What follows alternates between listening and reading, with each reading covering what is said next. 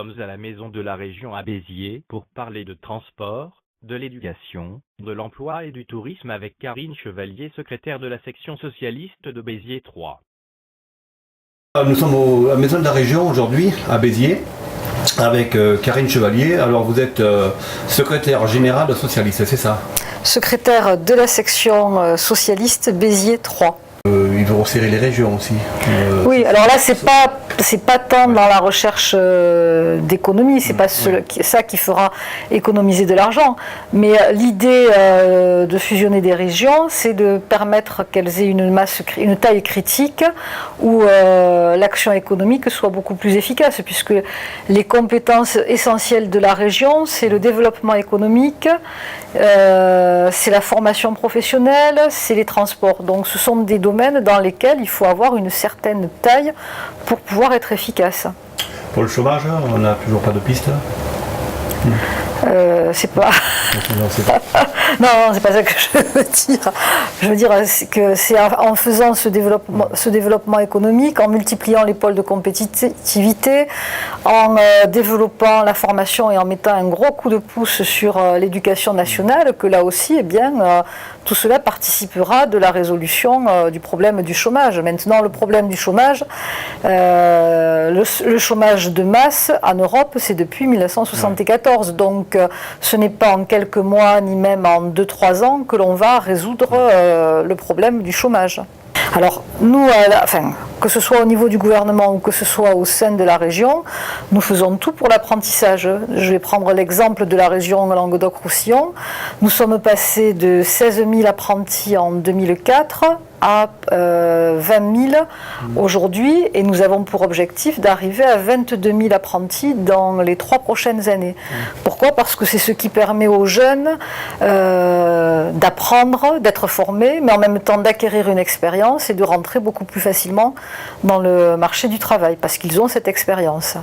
Et les résultats nous donnent raison, puisque 80% des jeunes qui sont en apprentissage, eh bien, dans les mois qui suivent, sont en emploi.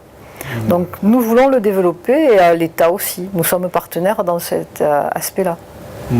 Et le développer pas simplement au niveau des diplômes de faible qualification comme le CAP, mais développer l'alternance sur les BTS, sur les diplômes d'ingénieurs. On travaille par exemple avec l'école des mines d'Alès, on travaille avec les CFA des universités pour justement développer l'apprentissage dans ces secteurs-là. Ça permet aussi pour les jeunes de rentrer dans le monde du travail et de leur donner les clés de l'autonomie, parce que l'autonomie, elle est avant tout professionnelle et financière. Oui, c'est ça. Oui. On est sur le municipal de Béziers, parce qu'on est toujours sur Béziers. C'est Robert Ménard qui a été élu comme maire. Qu'est-ce que ça va changer pour vous ? Le problème, il n'est pas d'abord qu'est-ce que ça va changer pour moi. Premièrement, je voudrais revenir sur ce qui s'est passé, à savoir que Robert Ménard a été élu parce que le candidat non investi par le Parti socialiste a maintenu sa liste. Et ça, c'est quelque chose qui est extrêmement problématique, puisque le Parti socialiste a demandé à toutes les listes qui étaient dans des villes où le Front National pouvait arriver aux manettes de la cité de retirer ces listes et de faire un bloc républicain. Ça a été fait à Perpignan, et que je sache, le Front National n'est pas passé. Ça a été fait à Saint-Gilles, où le problème était d'autant plus crucial que c'était Collard qui était tête de liste, avec finalement les mêmes facettes que Ménard. Ce sont des gens qui disent qu'ils ne sont pas au Front National, mais qui sont simplement soutenus par le Front National, or qui représentent les idées du Front National, avec aussi en termes électoraux le même score au premier tour, que ce soit Ménard ou Collard. Eh bien, ils ont fait au premier tour dans les 43 ou 44% des voix. À Saint-Gilles, le maire sortant était socialiste. Ouais. Il est arrivé en 3e position, juste un point derrière le candidat de l'UMP. Maire sortant, il s'est retiré, il a retiré sa liste pour que Saint-Gilles ne soit pas une ville Front National. À Béziers, le candidat qui n'était pas maire sortant, qui était très très loin en termes de score derrière le candidat de droite, a refusé de retirer sa liste et donc de fait a fait passer Robert Ménard. Elie Aboud avait 30,17% au premier tour. Oui. Ça veut dire que s'il avait récupéré par exemple des voix socialistes, Mais disons que mathématiquement, et on voit que le score final de Robert Ménard a été de 47%, et bien mathématiquement. 46,98 exactement. Ah oui. Donc 46,98. Donc mathématiquement, eh bien, on voit que si la liste de Jean-Michel Duplat ne s'était pas maintenue. Et le front de gauche, parce qu'ils avaient quand même 6,30% au premier tour aussi. Oui, et donc que cela, Robert Ménard ne serait pas élu maire de Béziers. Et donc la ville ne serait pas aux mains d'un parti qui est en dehors du champ républicain. Un parti légal, mais en dehors du champ républicain, des valeurs de la République. Qu'est-ce que vous pensez que ça va changer pour vous, pour Béziers? Beaucoup. Beaucoup. Beaucoup, mais pas dans le bon sens. Bah, expliquez alors. J'attends de voir et puis je critiquerai au fur et à mesure de ce qui va se passer. J'ai vu qu'il avait évincé le chef de la police municipale. La chasse aux sorcières a déjà commencé. Ouais. En 24 heures, alors bon, jusqu'où cela va continuer? Vous pensez qu'il n'était pas compétent? Nous, on a la compétence sur les chemins, enfin les TER.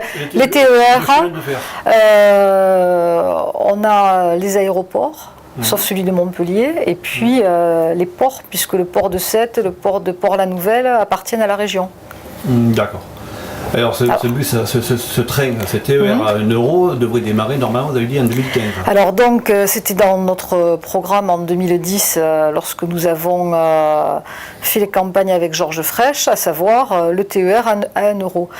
On a commencé par expérimenter des lignes de manière à pouvoir, la ligne pour ici de Bédarieux-Béziers, la ligne de Villefranche de Conflans-Perpignan, Quillan, Carcassonne, le Gros du Roi-Nîmes, donc plusieurs lignes secondaires ont été expérimentées dans un premier temps avec ce tarif à 1 euro, et le retour d'expérience nous donne raison dans l'idée que c'est ce qu'il nous faut développer, puisque on a constaté que sur toutes ces lignes l'affluence était beaucoup plus importante et que cela ne posait pas de problème particulier. Bon, sauf que la généralisation à l'ensemble de la région, eh bien, elle va se faire au 5 janvier 2015, mais avec un système un petit peu particulier, puisque les personnes qui ont des abonnements carte à tout pour le travail ou pour les études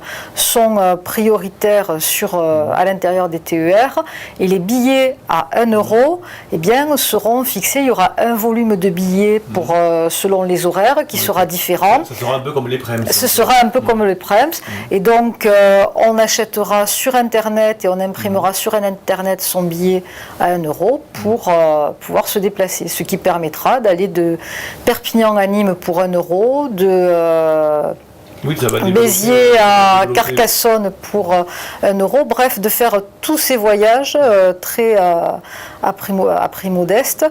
Quel est l'intérêt pour la région de faire ça?